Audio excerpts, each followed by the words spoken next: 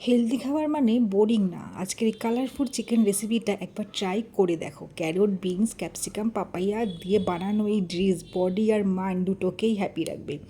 ডায়েটে থাকলেও কোনোভাবেই টেস্টকে কিন্তু স্যাক্রিফাইস করতে হবে না। এটা তার পারফেক্ট এক্সাম্পল। চলো এটা আমরা কীভাবে বানাই দেখি। একটুখানি তেল দিয়ে তার মধ্যে মাখন নিয়ে শুকনো লঙ্কা, তেজপাতা, একটু গরম মশলা আর একটু গোলমরিচ দিয়ে দিলাম। তারপরে ওর মধ্যে দিলাম আদার সব ভেজিসগুলো, যেমন পেঁপে, গাজর, ক্যাপসিকাম, পেঁয়াজ কুচি, একটু রসুন কুচি, আদা কুচি, সব কিছু আছে এর মধ্যে। তারপরে দিলাম অল্প একটু বেকস, দিয়ে এটাকে ভালো করে নাড়তে থাকলাম। তারপরে দিলাম টমেটোগুলো দিয়ে খুব ভালোভাবে নাড়তে থাকলাম। আর সবজি খাওয়া শরীরের পক্ষে কতটা ভালো এটা নিশ্চয়ই সবাই জানো।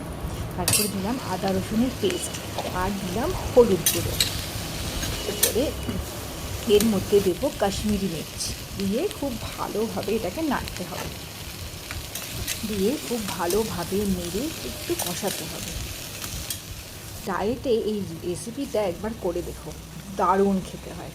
তারপরে এর মধ্যে আমি একটু চিকেনগুলো আস্তে আস্তে করে মেশাতে শুরু করলাম, দিয়ে এবার আস্তে আস্তে একটু সব সবজিগুলোর সাথে চিকেনগুলোকে খুব ভালোভাবে মিশিয়ে দিতে হবে।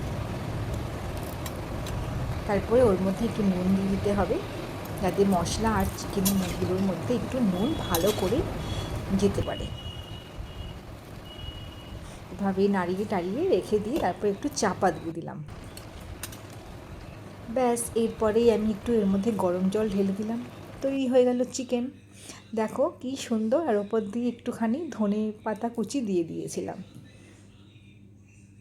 ওই জন্যই বললাম ডায়েটে থাকলেও কিন্তু টেস্টকে স্যাক্রিফাইস করা চলবে না। তাই এরকম রেসিপি পেতে প্লিজ চ্যানেলটা সাবস্ক্রাইব করো। Thank you. ভালো লাগলে কমেন্ট করো।